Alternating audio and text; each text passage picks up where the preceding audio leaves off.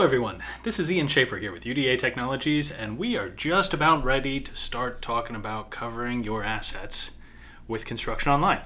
We're going to be focusing today on protecting yourself with accurate documentation to make sure that you are not one of the 2 out of 3 construction companies that suffers because of one missed situation over the course of the next 5 years. We actually did some studies recently to kind of review some of the information that has caused construction companies to struggle, and so today we're going to be highlighting some of those major areas to avoid so that you yourself don't find a bad situation cropping up on any of your jobs. Here assisting me with this today, of course, is going to be Holly Gibson, one of our senior product specialists. Hi everyone. And here in just a couple of moments as well, or it looks like she might already be in there, we have Sydney Dorsey joining us today as well to answer any questions that you guys have as they come up. If you guys do have questions, of course, you could take a look at the GoToWebinar panel. There's an area on there marked questions where you can submit any questions that you guys might have as we're going through the series today. And again, just send in your questions. Sydney will fire back some great responses, or if she has any interesting questions, she'll flag them for us as well so that we can cover them in the webinar today as we're walking through some of these different topics for you. Now, as we do shift over to this, keep in mind too that we will be looking at a wide variety of features. So we may be going kind of quickly at times, and we're trying to make sure that we touch on a lot of these features as well, because at this point with 650,000 users covering $80 billion worth of jobs in almost 80 different countries, there's a wide variety of need, and we want to try to make sure that we cover as much as we can. Now, starting off, of course, we're going to begin with discussing accurate record keeping. Now, this might cover, again, several different items in ConstructionSuite, because there's many different items or many different areas that can be impacted on a construction project. Most importantly, though, what I find most construction companies do is they'll have a project manager or a site supervisor who is having active conversations with people, active discussions either over email or text messages or even in person. And there's no documentation for it. There's no proof that the conversation happened. There's no discussing or written notes for change orders that might have been cropping up perhaps. So the very first area that I want to talk to you guys about is documenting everything that happens on the job and where we can find all of that information. Now, Holly, we're going to be using your account for this one as well. So, as always, if I start going to a bad place, just direct me back. But today we're going to be working with which job? Well, actually, you can dive into any of these jobs, but certainly any of my favorites are going to be a great place to start. And that's one of the things to keep in mind with Construction Online, and part of what makes it such a great platform for that accurate record keeping, and part of why we'll touch on so many different tools today and look at different projects is that really the entire platform itself, all of Construction Online, is a place to keep those accurate records. You know, any of the features that we go into will be places that information exists for the project, and that it's really up to you to not only set that information up, but keep that updated so that you're really keeping accurate records and an accurate reflection of how that project is progressing along. So when we look at different projects that I have loaded into my account, they are going to be at kind of different stages. Some of these projects are a little further along than others. Some are a little bit newer, but really in all cases, we've already begun the process of keeping those accurate records, keeping that project up to date. And actually you can see part of that right here on this screen, Ian, with your latest project activity. Even just that news feed is a nice historical reference of everything that's been added into the project on Construction Online. And of course, to get this information here, you want to make sure that you are using the different tools and pieces of Construction Online to actually document and record that information. Mm-hmm. And some of the habits that we hope you set early in your usage of the new Construction Online include things like working with the daily logs, updating your punch lists, updating your schedules, but really most of this that we're going to be looking at today is going to start either in project tracking or communication. Now I'm going to go to project tracking first because, Holly, as you mentioned, there's going to be a lot of daily logs that we want to make sure that we get, and something that I hear far too often on construction companies is they'll have a book or they'll have an email or they'll have some form of documentation that they do, but it only gets filled out on Friday, and it usually gets filled out on Friday at the bar, as the guys have already finished up everything and they're having their first drinks to lead into the weekend. And as far as files, as far as accurate documentation goes, that's the very, very easiest way to slip on any of this process. Now, what we do with ConstructionOnline is we try to make daily logging a very easy, streamlined process where you can come into, like for the project notes that we saw in your overview, you can come into the project notes and simply enter in one quick little note. It could be somebody showed up, could be we had a discussion about a change order, could be just an area where you want to say, hey, this might be a problem, take some pictures, snap, snap, snap. Let's make sure that we get all of this information documented. And through the ConstructionOnline mobile app, all of this can be done or entered via voice to text as well. So if you're driving from job site to job site, you can always pull up the project notes before you go, start dictating your notes before you get to the next place. Or, if you're on site with one of your guys and he starts talking about an issue that may come up because he's concerned about some, maybe some of the lumber suppliers were discussing a possible holdup or failed deliveries or something like that, we could put notes in for these things. I mentioned the Friday bar logs because those are going to be extremely abbreviated and you'll forget things.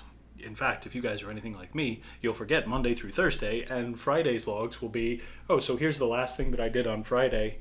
There's project notes. We should be good, right? Wrong. We want to make sure that if there's anything concerning that crops up on a project, we cover it immediately so that we don't misstep.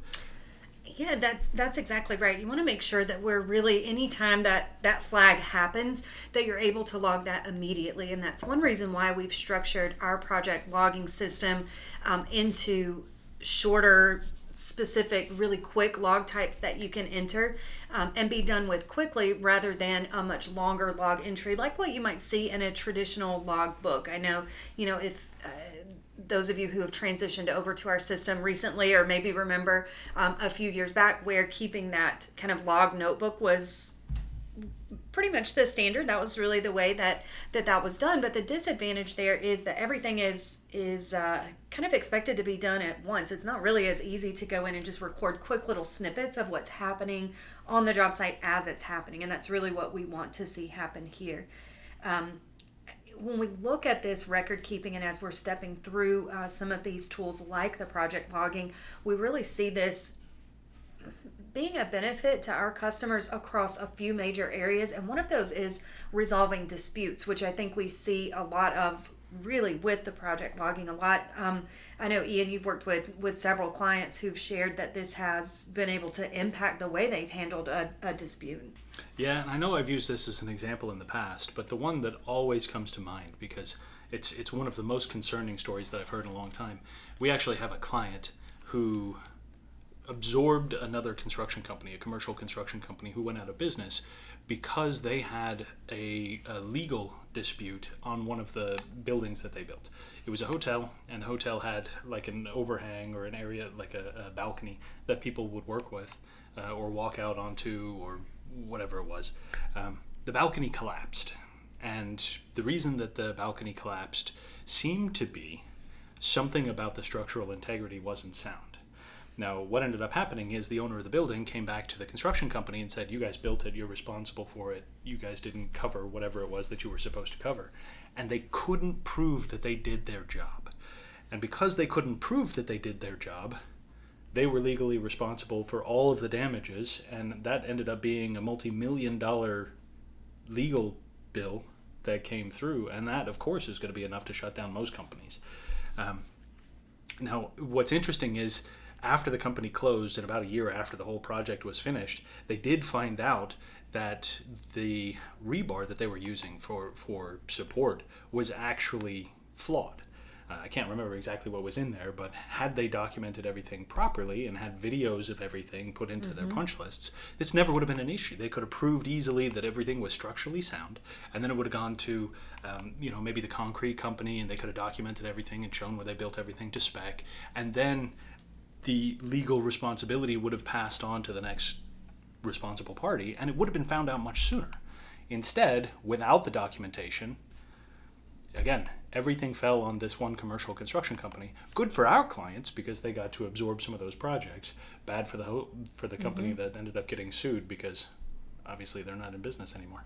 Yeah, definitely. And, I know we were looking at the information putting this webinar together and read that statistic that what is it? Only about 36% of construction companies are going to make it past that first 5 years. And of course, there's a lot of reasons that might go into play there, but some of what we're talking about today are really some of the most preventable reasons there. Really, it just takes a couple of extra minutes to kind of add that documentation in, or to do it in a different way. I think that's the other thing when we're looking at capturing information digitally, the way that we do here with the different logs, and we'll look at some other features here in just a moment as well.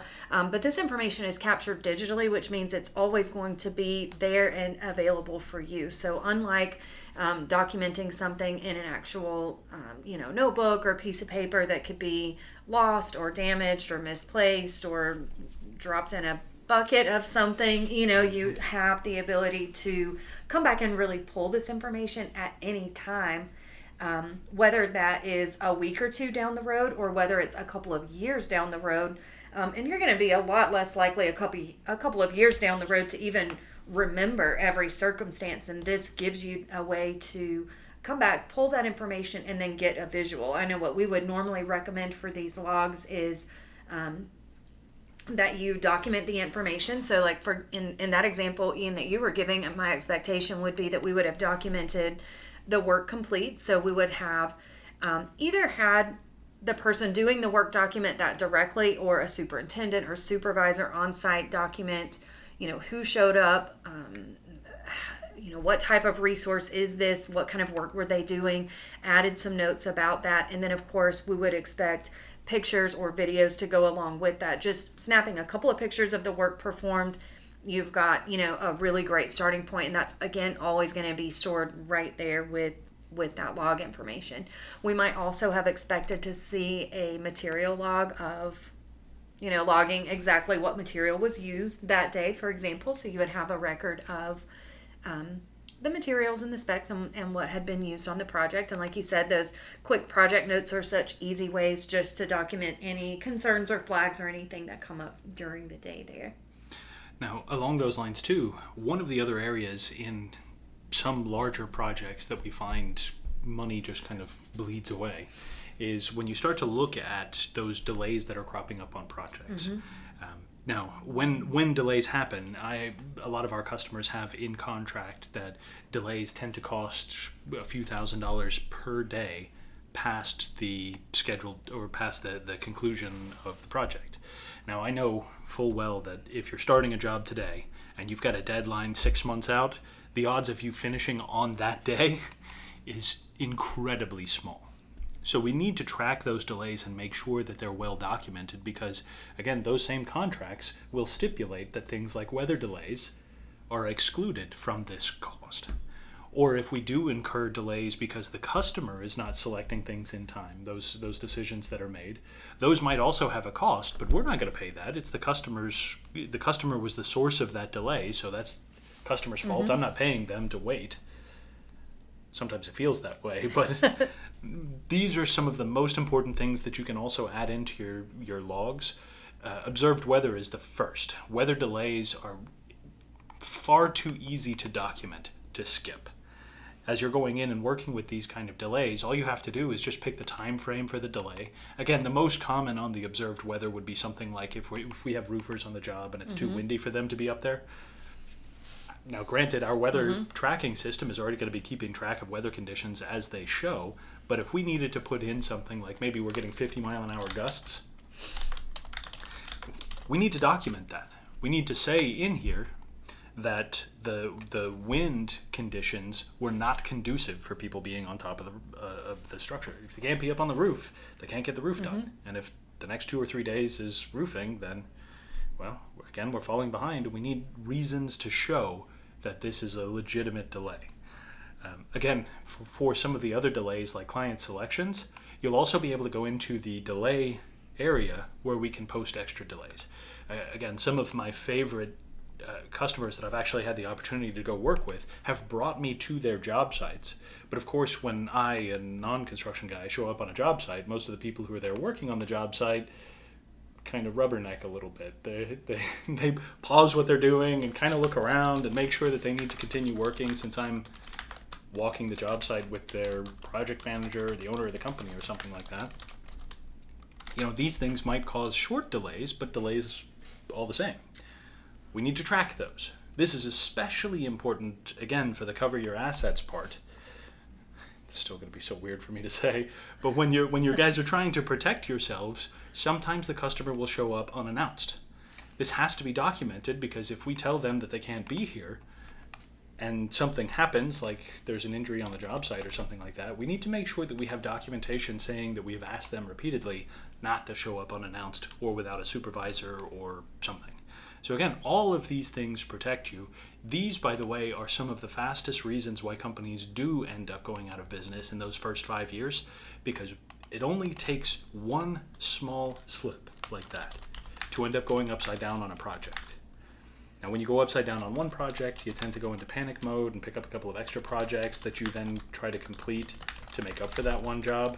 But then those might start to fall behind because you're in panic mode, and then it just cascades out of control. So again, document it. This works as a fantastic calming agent. If you guys have all your documentation, there's much more control over what's happening, even if it's just because you have the paperwork. That's exactly right. You really don't have to have, like when we look at kind of ways of protecting yourself by using this documentation or resolving disputes, some disputes are going to be these really, kind of big deal horror stories that we hear about sometimes, and you definitely hear about and see that across the industry. But, often they'll just be, smaller things that just a little bit of documentation would go a long way. It's not always going to be a giant lawsuit in a couple of years' time, although it could be. But sometimes it's just really a matter of being able to provide communication to prevent some of those misunderstandings. Being able to provide documentation and communication about how work is progressing on the job site, any delays that are coming up. Having those delays logged, by the way, not only is going to help keep you on track, because what we would really recommend is that, in terms of managing the schedule, that of course you are logging those delays here. We also would recommend that you are updating your schedule on a daily basis. Take 5 or 10 minutes at the end of the day just to do a quick little update on the schedule. That's going to keep everyone informed. It allows you or maybe a project manager to see or spot potential delays coming. You've got that information already coming in. That allows you to go ahead and make those adjustments. And so part of it is that we're providing documentation that if you ever need it to resolve a dispute, you can get to that easily. If you document regularly, though, the likelihood that you'll end up in a dispute becomes far less. You're really preventing that as you go along. Mm-hmm. Now, along those lines too, before we get into the reports, the most important thing that we hope that all of you are doing at the end of every project is kind of an end of job review. I've heard people call it a job autopsy. Usually this is where we examine the numbers going into estimate versus actuals and things like that. But this area right here, project logging, is also a critical part to that. The most successful companies that I've ever worked with go through and scrutinize issues that have cropped up on the jobs. And usually the conversation is, okay, here's an issue that cropped up. Was it understandable that it happened? How could we have prevented it on this job? And how can we prevent it on future jobs? So even in this case, while it might not save you money on the job that you're on, and you might not necessarily need it for the job that you're on, future projects will benefit by having all of this additional information in there too. So once again, review those, make sure that you get the documentation in, and don't accept "I'll get it later." The people who say "I'll get it later" never get the right documentation in, and that's part of the problem that needs to be resolved. Anyway, sorry to interrupt with that, Holly. No. We were moving on to reports. This is generally what we would be looking at that end of job review anyway. Exactly. So when you go to that end of job review, or really at any time that you want to see or view this information, you can, of course, hop over to your calendar or month view on your log to be able to see exactly what's been entered. You can use tools like the logging reminders to make sure that your team is doing that on a daily basis. You can head over into your photo stream area to be able to see just a quick pictures only view from a logging standpoint, if you just want to be able to see all of the photos that have been attached to the logs in one place. So those are some great options as far as how you can see this information. But one really great thing about using the project logging, the way that it's structured, is that it allows you to really come back and do some powerful reporting. So when we're looking at doing, especially kind of managing maybe a dispute process or keeping people up to date on what's happening, when we create a log report, we can just do a daily. So maybe you want to do it just for one day there. So we've got that done. We're going to do just one day here in May. And maybe we're not really going to apply any filters. We want to go ahead and show everything that's been logged, so you can do that really quickly here and generate a report just for that day. But maybe we're dealing with a dispute situation. There may be other things that you need to do. So you can see here, if I'm just printing up my daily report, I've got that information right here, ready to hand off or ready to review with my team. But maybe we, find that in doing that project review kind of at the end, that there's maybe a question about a certain vendor that we've been using or working with. Well, in that case, maybe you want to come in and do a report and filter it down by that vendor and see what log entries have referenced that particular person. Or maybe there's been a dispute or a question come up about the schedule or timeline for the project and why maybe why the job is finishing when it is. Well, you can always go back and pull maybe a weather report or a delay log to be able to show you all the delay entries that were added or how many of those were attributable to weather, to really be able to go ahead and get that resolved in the moment. And while we do talk about this as being a kind of a protecting yourself sort of feature here, this webinar that we're covering today is designed about protecting yourselves and your team, and that's a major part of this. But sometimes these reports are going to be most useful when you just need to figure out, if you've got like 3 or 4 different vendors that you could go to for products, one of them might be the cheapest, but sometimes we want to go through and pull one of these reports and just see if they're meeting all of their requests. Mm-hmm. Like go through the delivery logs for that particular vendor and see if he's actually fulfilling those deliveries on time as expected. What you may find is that the guy who does it the cheapest always has 3 or 4 deliveries because he never gets it right in the first drop. This is a pain point. This is expensive, and while he might not charge the most money, the fact that it takes 4 or 5 trips sometimes means that he's probably not the right guy for the job. Mm-hmm. And that's really a big part of this, is just making sure that the people that you're working with are the right fit. That's right. Now, another tool that will allow you to document that type of information and other type of information is, of course, going to be that punch list tool as well. This allows you to, kind of outside of the project logs, be able to document, like, again, maybe a common thing that we might see is someone, a vendor delivering materials to the job site, tends to be the one that always messes something up. Maybe they always cause a little bit of damage while they're there, and you've documented those items here on your punch list to be able to go back and look at that.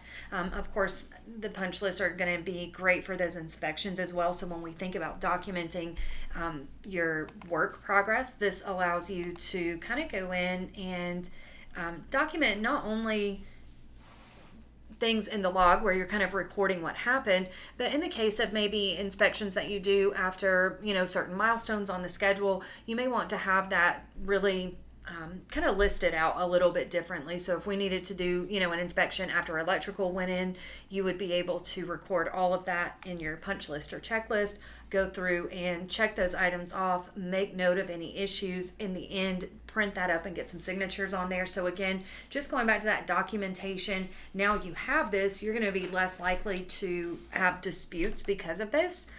Or if there is a dispute, you've got everything documented that it was indeed inspected, that everyone agreed this was signed off on, and you've really got a trail to be able to trace that back.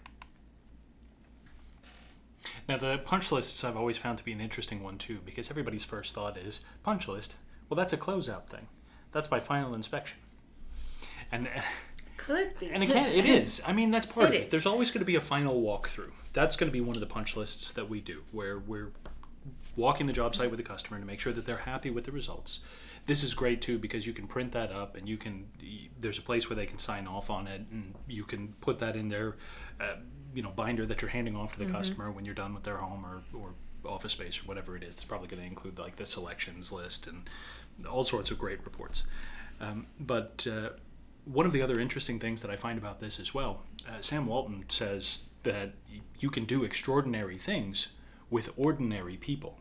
And one of the easiest ways to do that is to train them or provide all the resources so that they can follow your process in their sleep. With these punch lists, you can provide exactly that. Here's everything that I'm going to be looking at when we're doing our inspection.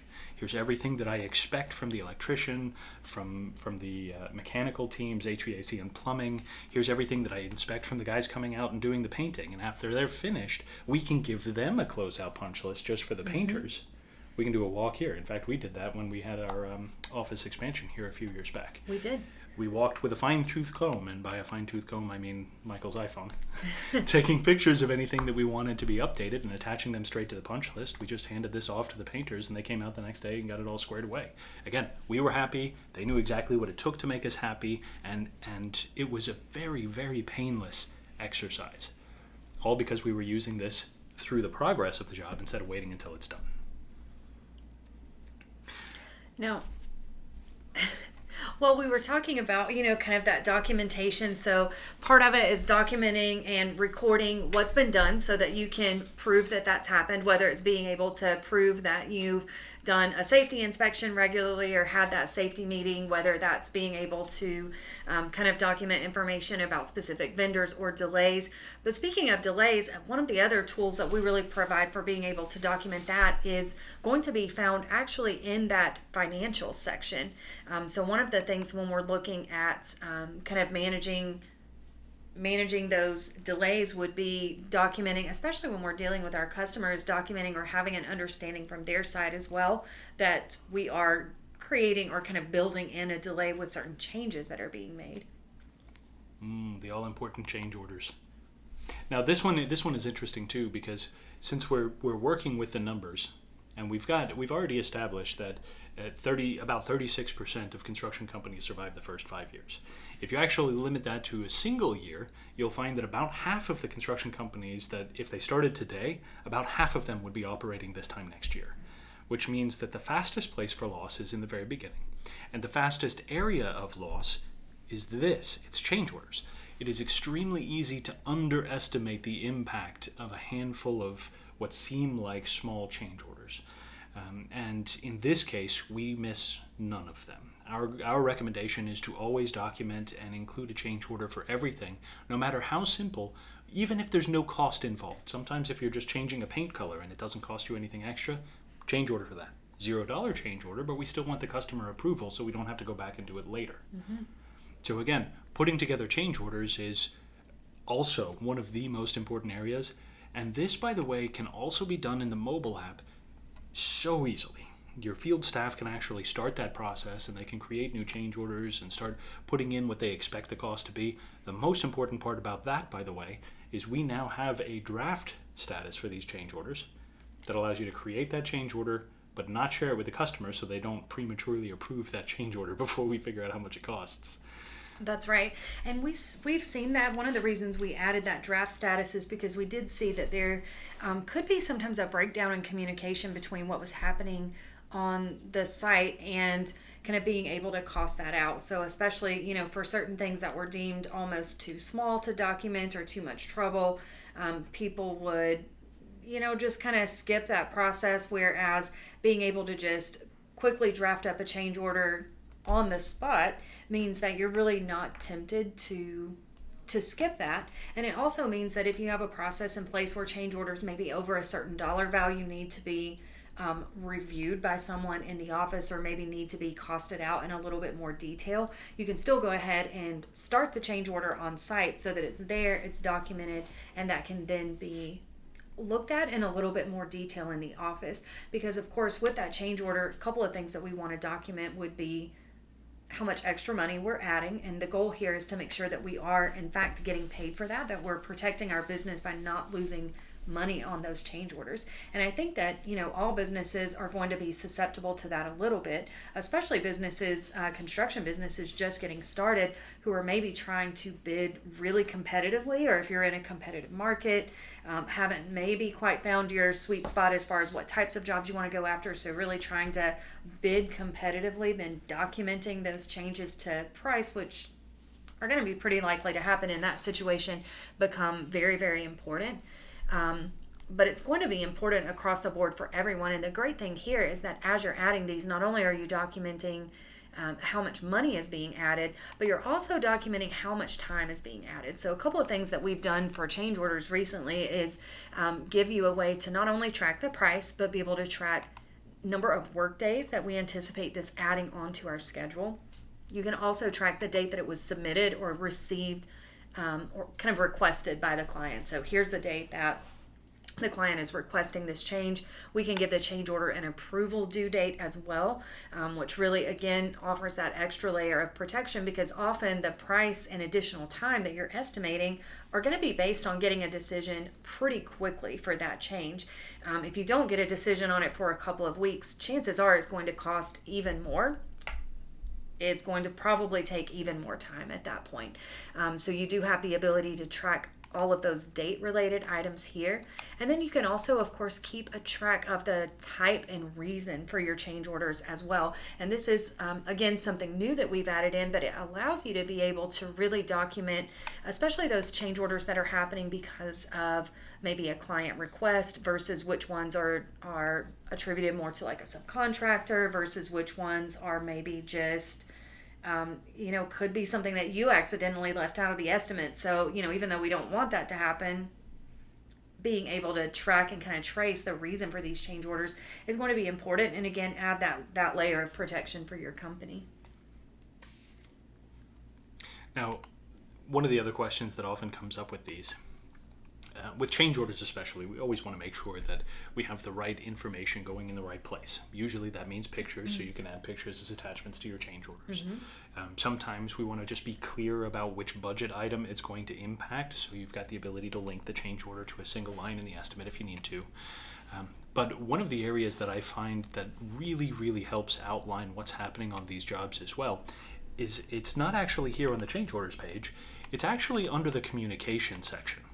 Now, what most of you may not have utilized yet, or what you might not see at this point, is ConstructionOnline gives you an area where you can start email threads in the conversations section. And those conversations that you're starting here only have to start here. Part of the beauty of the messaging system is this allows you to create a conversation, an email thread, that goes out to all the parties that are related to this particular section. Anybody that you put into the to field, or later if we're going to be CCing or BCCing people, you'll see those in there too. The reason I want to draw your attention to this is because so often those emails back and forth are going to be what refine what's going on in that change order. And those emails that are going back and forth are most commonly isolated to the person who creates it, i.e. Holly in this case, and then the person who's receiving that, in this case Ted. So Holly is talking to Ted, and they're talking back and forth about something, and then Ted says, you know what, let's go ahead and do it. But he doesn't do that in the email. Instead, he calls Ian, he calls me up, and he says, hey, that change order, we're ready to go ahead and move forward with that. We made the decision to do it. Go ahead and put it together. Well, I'm completely out of the loop at this point because it's just been emails going back and forth between Holly and Ted, unless you use this conversations feature, the messaging feature. Because what this allows me to do is when they say, okay, let's move forward, I can then actually come in here and immediately see that conversation, and we can get down to the last point in the conversation, so I have that full history. Now, I'm not going to make any uninformed mistakes about what we're going to be changing. I can see exactly what needs to happen without having to call Holly and without having to have a 45-minute conversation with Ted or anything like this. I can see it. I'm included. I have access. We all know what's happening. Even the site supervisor could pull up these conversations. Even though he's never actually contributed, he can still see it as long as he's been included. So again, messaging is a fantastic way to document everything. And as I mentioned before, all Ted has to do now that he's gotten this email from Holly, he just needs to hit reply. He doesn't have to hit reply to, or he doesn't have to log into ConstructionOnline. He's just got to hit reply from his iPhone. Say, yep, that looks good, let's move forward. And now we're heading in the right direction. Again, simple, seamless, and painless for Ted, which means he's going to do it. And we're still automatically gathering everything. We don't have to forward emails back. We don't have to plan anything special. It just comes right back in here to the system so that we've got written documentation that Ted said what he said. All organized around the project. That's really one of the big differences between what you would do here versus your email is when you go into your email, it's not going to really be auto-organized around that project at all. Whereas this, you know exactly where to go and look for that correspondence. So it's just a lot less difficult to locate the information you need when it pretty much organizes itself within the system. Yeah, I'm sitting here thinking about all the different rules that we have set up in Outlook and all the folders and the PST files. It's a mess. Even when it's well organized, it's a bit of a mess. With this, with the messaging that we've got going on here in Construction Online, it's well documented, it's well organized. You can archive conversations if they're old, you can keep them active, you can mute them if they don't really pertain to you, but you'll still have access to it. Again, all of this is stored, so at any point, even if we decide to change project managers, nothing major changes in the project, and the customer just gets handed off with, again, no fuss. Everything just gets swapped out, and everybody can continue to work at a level that we expect instead of having to suffer for a couple of weeks as that supposed handoff happens. Yep. Now, of course, if you want or need the more sort of formal documentation or communication that you would get with something like an RFI, that also is available to you in Construction Online and provides a great way to create and manage that type of documentation as well. Works similar to what you were saying, though, Ian, with the messages in that really easy for the users to use. You're able to create that RFI, get it sent out, have it logged, be able to track that completion. But the recipients there can just respond right from their regular email. So it's not any added layer of difficulty or anything like that for anyone that you're communicating with. They just hit reply, comes right back into the system. But again, now you have that documentation all in one place. You're not having to go back and look for it. And that is, again, just adding, I think of these as just layers and layers and layers of protection really added on to your business. I mean, it's almost a little scary when we're going through or stepping through these items today to think about kind of the different ways that you might be vulnerable as a business, so you've got, kind of the threat or possibility of disputes and a lot of relationships that you're trying to manage with clients, owners, vendors. So we want to make sure that we're keeping those relationships and that we are really managing that in such a way to be able to handle a dispute if it happens, but hopefully prevent a dispute. We're trying to make sure that everything gets documented so that we can get paid for our projects as we should with change orders, wanting to make sure that we can prove, any deviations in schedule or cost, have been, again, well documented. So there's a lot kind of coming at you from every direction. Things like safety documentation can, like incidents like that can cost a lot of money just, for one incident. So being able to have that documented. So when you think about like just a little bit more documentation on this side and how much it could save you, it's it's a huge sort of bang for your buck when you think about it that way. And again, most companies who are very invested in protecting themselves, who will probably have a staff member or maybe even a team of people whose sole job is to do everything here that we're talking about Construction Online doing for you, which means that Construction Online is like an extra employee that you guys have that you don't have to really pay for, or in the very least, it might cost you, a steak dinner or two a month, right? Or the equivalent of. And I would love to have a very, very reliable, responsible employee that I only have to buy a steak for every once in a while. That would be fantastic. In this case, though, again, some of those additional features and files that you guys have access to, we've got the daily logs. With the daily logs, you're going to be your field staff will be documenting everything that's happening. They'll be taking pictures. They'll be putting in voice to text options. where they're just kind of dictating to the system everything that's going on. You're going to have RFIs and submittals and transmittals and change orders and email communication, all of these different things that are going to be cropping up as well. And a lot of those are going to have questions about the plans or, taking pictures of the job site because something doesn't seem right or for the RFI system, it's all going to be like that as well. So one of my favorite new additions to ConstructionOnline is this idea of having these features in a stream. And I don't mean we're going to take them all and throw them in the water. What I mean by that is ConstructionOnline now gives you an easy option, like here with the photo stream. It gives you an easy option to see what's happening today, what happened yesterday, and so on back through time. With this photo stream, Holly was thinking about donuts back in the beginning of April. But from here, I'm always kind of thinking about donuts. So. That's fair. That's fair. But as we're working through this, though, you can see where the different pictures that are being attached to various different work logs in this case for today. We've got a couple of work logs that have some pictures associated with them. In the photo stream, we can see that. Here you can see where we were putting together, it looks like some selections. So you can see the pictures for things that our clients are interested in. And again, what we see with this, with the photo stream, is you start to get a picture of, or you can start to see a completed product coming together because we can see how all these pictures are building toward that finished project. And it doesn't matter where they're included from. As you can see here, we've got some that were added to work logs, some that were added in just to the project directly, some that were added into spec sheets. It looks like there was at least one that was added to a punch list, some others that were probably attached directly to a set of plans in Redline. Again, this gathers up all that information that you might want to take a look at and just provides it in an easy kind of historical format for you to kind of scroll through. Exactly. Well, when I think about, what happens when you kind of are faced with a question about a project and it's 6 months or 9 months or 12 months down the road. So you are kind of trying to remember the information. You remember that something related to that question came up, you think, in April of 2019. Not really sure about the exact date.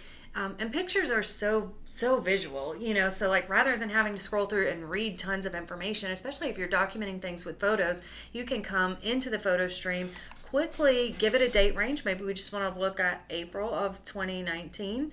So you can really pick any sort of date range that you want here. Filter this down, maybe even remember who did it. So if you want to look and maybe say that this was a picture I uploaded or that a superintendent did, kind of depends on the type of information you're looking for, but it gives you kind of a fast way to say, well, let me go back and look at that. And then you can just kind of scroll through and be able to quickly, you're going to spot that picture a lot faster than you would, having to read through tons of text. I mean, this is just a great way to document things. When you get those pictures in the photo stream here, you can, of course, see those previews.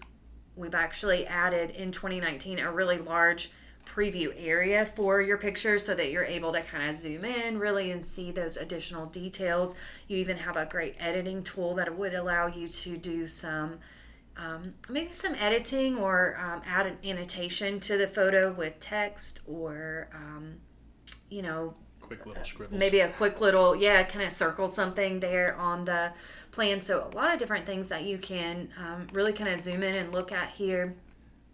Quick drawing, we'll use this color, circle this, don't scroll while you're circling, but circle this item here, save it. So you've got a really quick way to not only scroll through and find those pictures, you can zoom in, look at the details quickly, make some annotations or markups on them, kind of use this as a real visual means of communication. And again, going back to that accurate documentation, maybe you find that you need to use this picture in some of that documentation. You can always go back and add a quick little edit to point out the relevant information here, what we want people to see. Yeah, my first thought here is actually, oddly enough, you're kind of going to it as well.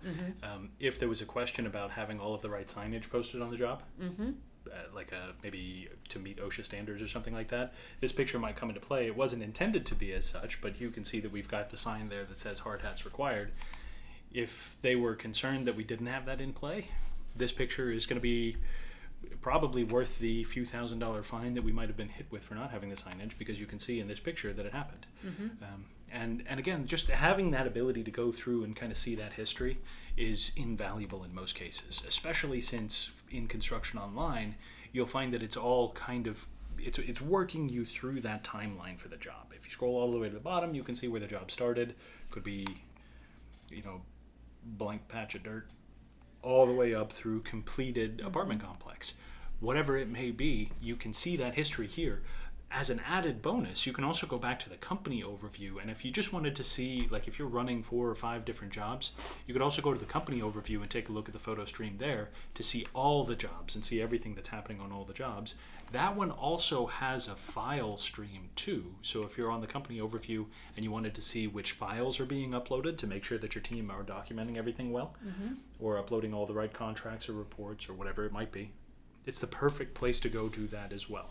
It kind of combines all the projects so that you don't have to click into one project and review the photo stream, then the next one and go, and the next one and go.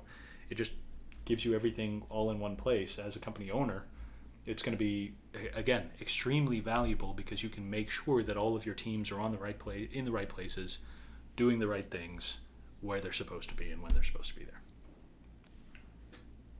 So I think with that, we've covered a lot of those major sections or kind of major ways that you would be able to use a system like Construction Online to protect your company, add that documentation in. I think this is a great time too to jump into some of those questions. So I think we'll pause just for a moment to take a look at those. While we're doing that, if you guys have any questions that you want to touch on now, this would be a great time to go ahead and chat those over so we can get to them before we wrap up, or even just any comments or stories that you want to share with the listeners here today. Now, as we dive into some of these questions too, there was one that was sent to us earlier while we were looking at the daily logs. One of our viewers was asking if the work logs could be used to track time spent on projects. And absolutely, yes, they could. What I love about the work log is the site supervisor could be using the work log to track who's showing up and how much work they're getting done, while your team are using the time tracking features within the app to clock in and out of those projects as well. It kind of works as a double check in this case, because you might have a guy that's clocking in every day at 8 o'clock in the morning, but the supervisor is going to say, yeah, he pulled in on his truck at 9:30. You can catch that. Now, hopefully you have a more responsible team than this, but again, sometimes these things happen.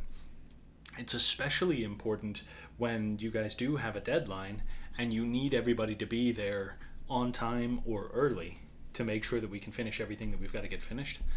Again, simple thing. And just, Holly, as you did earlier, if we're pulling this, if we wanted to pull a report for this to send it into bookkeeping, for example, we could come in to the project tracking reports, grab a project log report, and just go through and select only the work log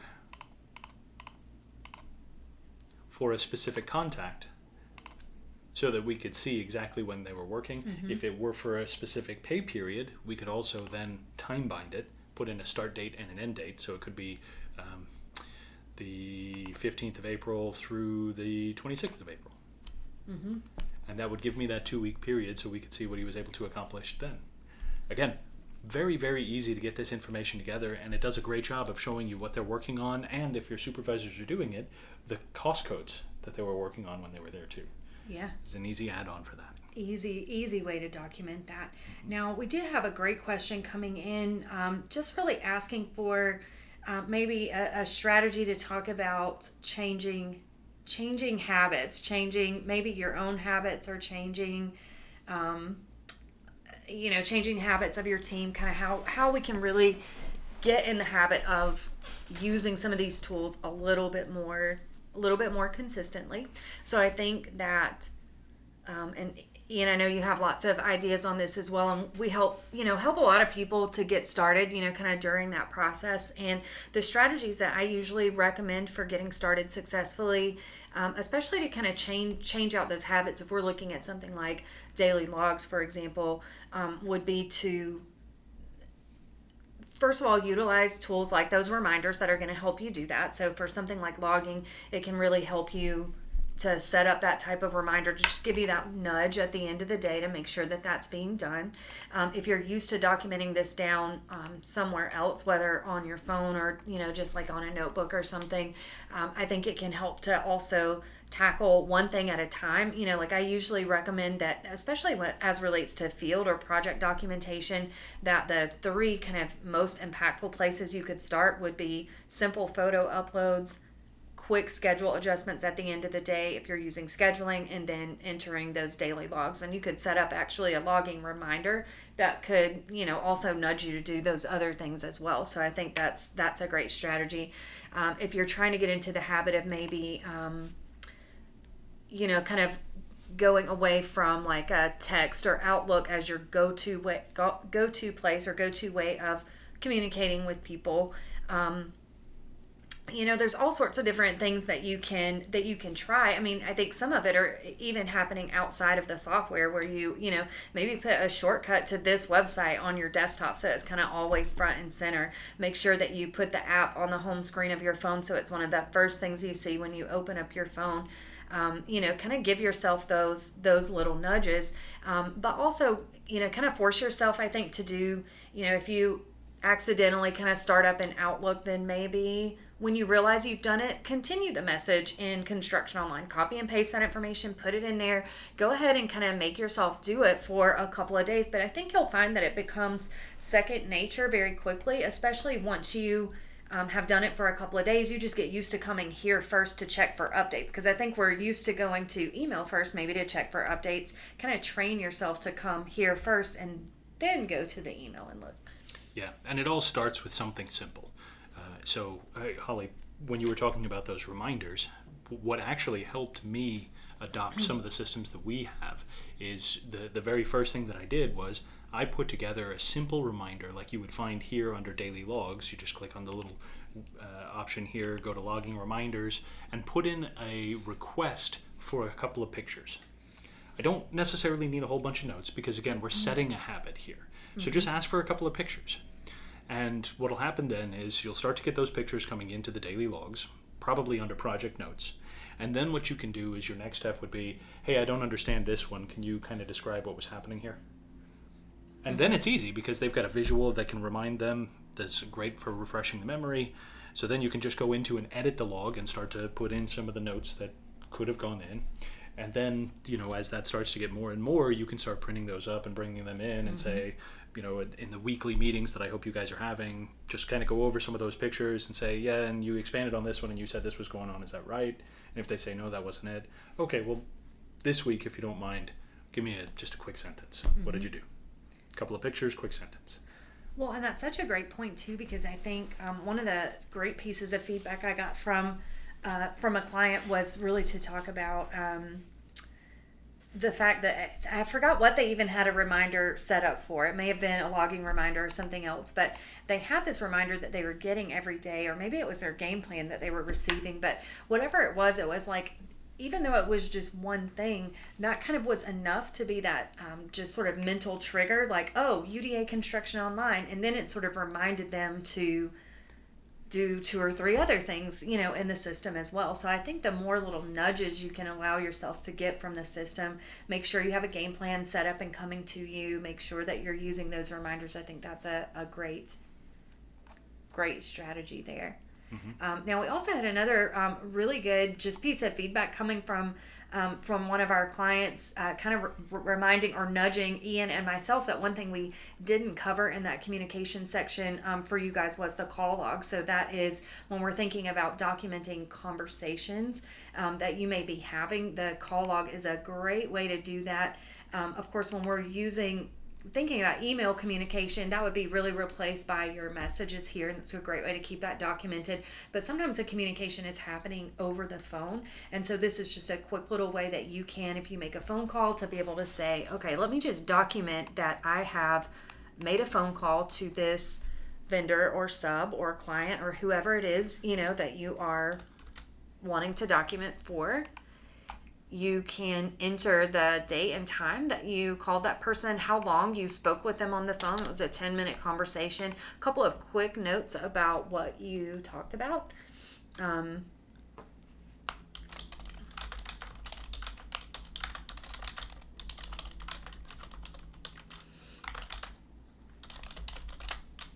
and save that. But now you have that phone call documented, so it all comes back to that documentation there.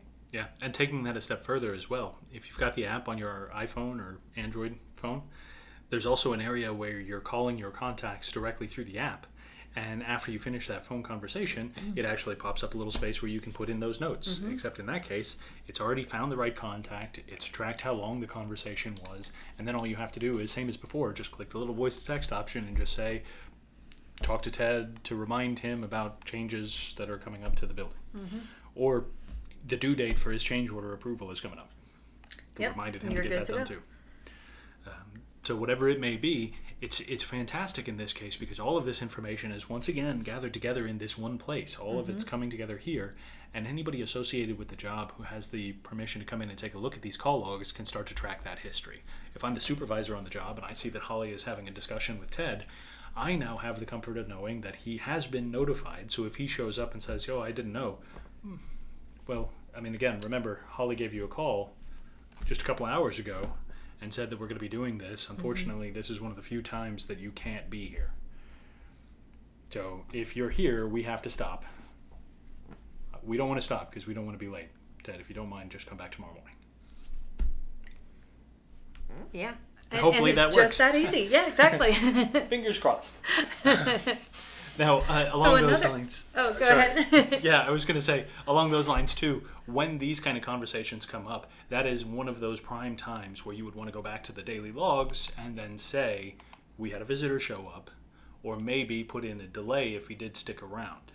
Again, we want to document all this and always make sure that you note in that log whether or not you actually told whoever it was that they either can't be here or that if they are here, there's going to be a delay. Along those lines, by the way, we do have so many different types of log entries here. And with those log entries, we have them set up in such a way that there's always going to be one that kind of makes sense. Did we do work? Subcontractors show up. We want to note what they did, so we go to the work log. If we're using any heavy equipment, usually we'll use the equipment log for that.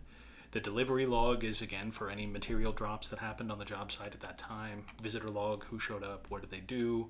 Project notes are just, this has been on my mind, and I want to use it.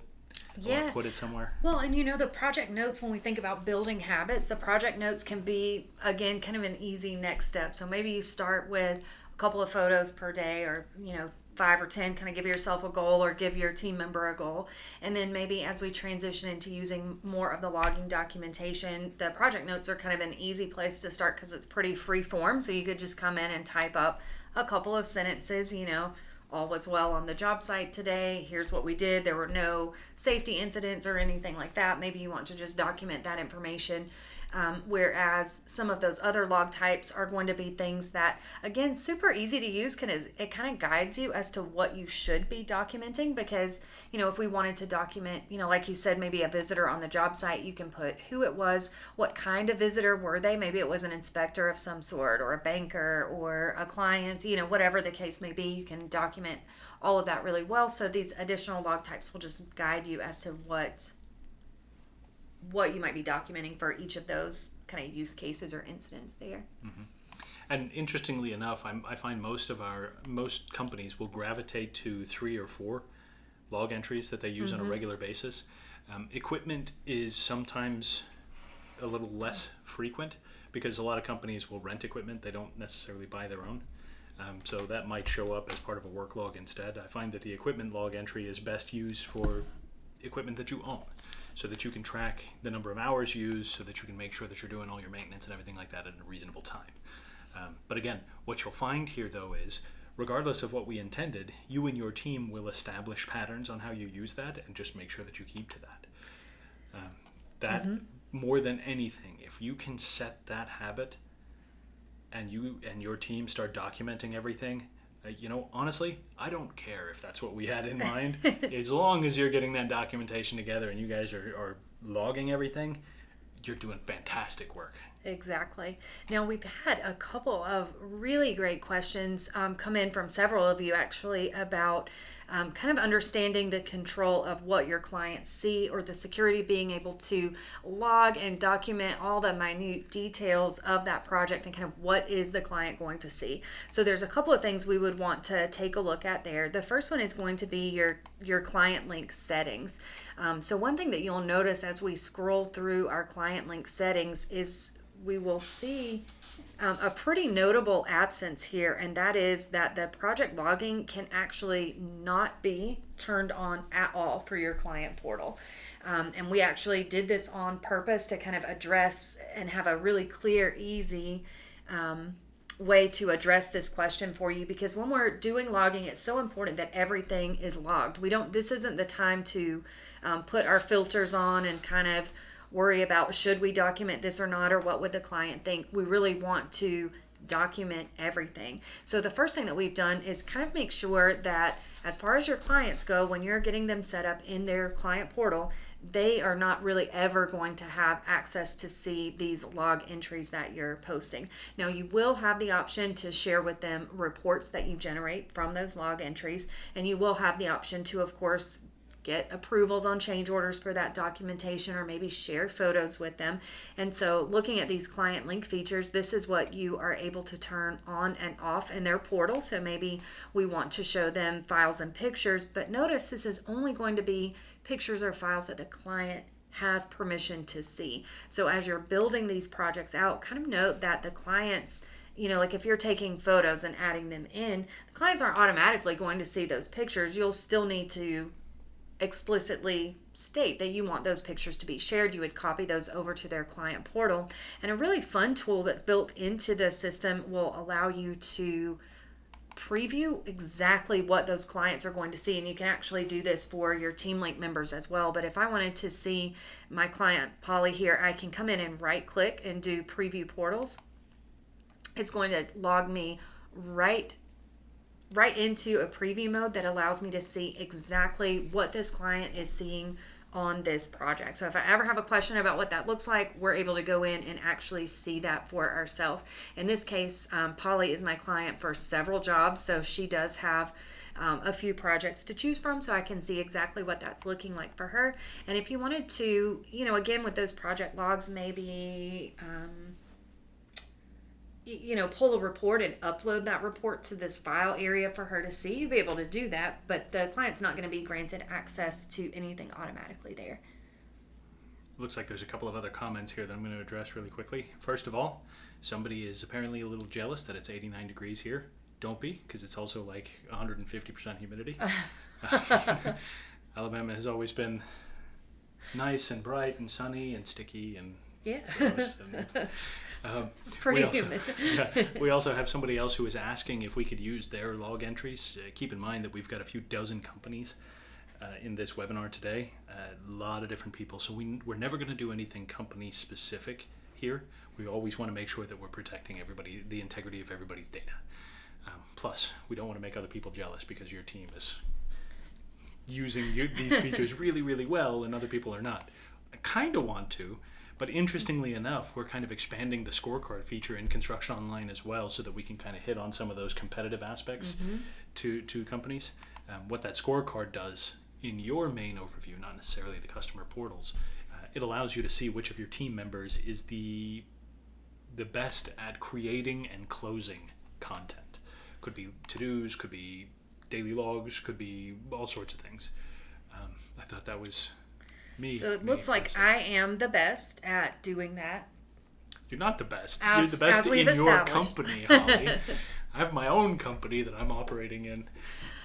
Yeah, this is a great tool. It's kind of a really easy way for you to be able to see. And when I think about that question of building habits, we definitely enjoy some friendly competition here, on our staff. I know a lot of you are the same way, so it's kind of fun to encourage, use of ConstructionOnline. Visit your scorecard, kind of keep an eye on, who's winning or maybe who's creating or completing the most items. This will give you another way to keep yourself on track and track that usage there. And along those lines too, Sydney actually fielded this, and she kind of mentioned it to us as well. There's a great point about this one. Specifically, Client Link is going to be one of the main topics for our webinar that we're going to be hosting in 2 weeks. A day in the life of a ConstructionOnline owner. That's the homeowner, or the end customer, your customer in this case. So it's all going to focus on, again, your customer's interaction, the tools that they're going to be working with, the information that they'll be able to gather from this as well. So it's going to be very, very client focused, and we're going to be talking specifically about how you can engineer that customer portal to paint exactly the picture that you want for anybody who you invite into these. So if you use the big bad three, if you're working with a lot of doctors, engineers, and single mid-30s people, these ones are it's always fun for me, because these are like the least favorable customers that you could have. You would think doctors and engineers, they got a lot of money, but the doctors always think that they're smarter than you. The engineer always wants to know all the bits and pieces going on in there, and then single folks just have too much free time. So they're way too involved. But if you need to control some of these people, we're going to be talking about this specifically in 2 weeks, a day in the life of a ConstructionOnline owner, where we talk about gearing all the right tools to provide all of the information and the resources for your customers that they may need, or in some cases control those ones that go a little bit overboard. We will, and we'll spend the majority of our time in that particular session really looking at the perspective of that Client Link user or owner, go over a couple of use cases that we see, which is often a homeowner, but we see a lot of practical applications in the sense of owners that you may work with for some of your recurring commercial projects, things like that. So kind of look at different ways that you can set up the portal, use the portal, and then really focus on what the Client Link portal looks like from the perspective of your customers, just giving you a way to kind of understand how to set that up. A couple of weeks later on into June, we also are going to have a special guest, Ed Earl, who will be doing a talk or presentation about building happy homeowners or building happy customers. And he talks about how to do this using tools like ConstructionOnline and a customer portal. I've seen some of his presentations, also has a lot to say about the best way for teams to use technology, get started with technology, some of that habit building that we talked about there. So those are going to be some really great sessions upcoming that will focus on kind of your relationship with your clients, and how our system is going to play into that with Construction Online. Absolutely. And don't forget as well, we're also going to be starting into the ConstructionSuite series of Lunch and Learns next week, Wednesday, at 1 o'clock Eastern, noon Central, our time. And so if you guys have the opportunity to join us for that one as well, we're going to be basically setting the stage for everything that we're going to be doing in ConstructionSuite. Talk about organizing projects and setting up things like workflows and everything like that. So it's going to be the perfect launching point. And if you have a chance, grab your lunch, join us for that webinar on Wednesday next week, where we'll be talking about getting started with the #1 desktop solution for construction companies in ConstructionSuite.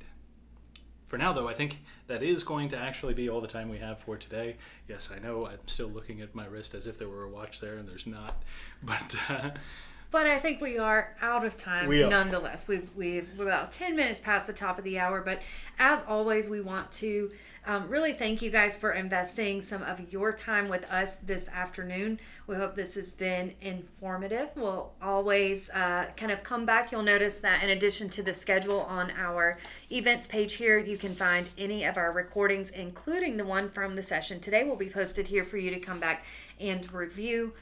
As well as we'll send that out to you after the session is over once that's live. So again, thank you for spending some time with us today, and we hope to see you at the next one. Yep. Take care, everyone.